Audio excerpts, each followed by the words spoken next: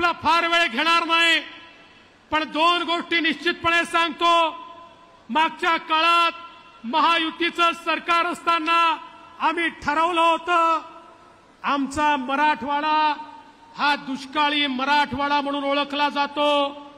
आम्ही त्या ठिकाणी संकल्प केला होता मराठवाड्याच्या या पिढीने या ठिकाणी दुष्काळ पाहिला, पण पुढच्या पिढीला दुष्काळ पाहू द्यायचा नाही आणि त्याकरता वाहून जाणारं पाणी, समुद्रात जाणारं पाणी हे या ठिकाणी आपल्याला आणायचं आहे. आणि मला सांगताना आनंद वाटतो 50 टीएमसी पाणी वाहून जाणारं हे गोदावरीच्या खोऱ्यामध्ये आणण्याचा प्रकल्प आता अंतिम टप्प्यामध्ये आम्ही आणलेला आहे आणि लवकरच आम्ही हे पाणी आणण्याच्या प्रकल्पाला या ठिकाणी मान्यता देऊ.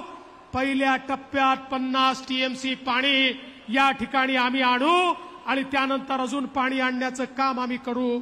मला सांगताना आनंद वाटतो कृष्णा मराठवाडा सिंचन प्रकल्पाची घोषणा अनेक वेळा झाली. या बीड जिल्ह्यामध्ये जे पाणी येणार होतं, जे मराठवाड्याच्या हिश्श्याचं पाणी होतं, पण ते पाणी कुठेतरी पळवून नेण्यात आलं होतं. महायुतीच्या सरकारने 11,726 कोटी रुपयाच्या प्रकल्पाला मान्यता दिली आणि आता ते पाणी आपल्या आष्टीपर्यंत त्या ठिकाणी पोहोचतंय आणि या बीड जिल्ह्यामध्ये आपल्या हक्काचं पाणी, मराठवाड्याच्या हक्काचं पाणी आपण पोचवतोय.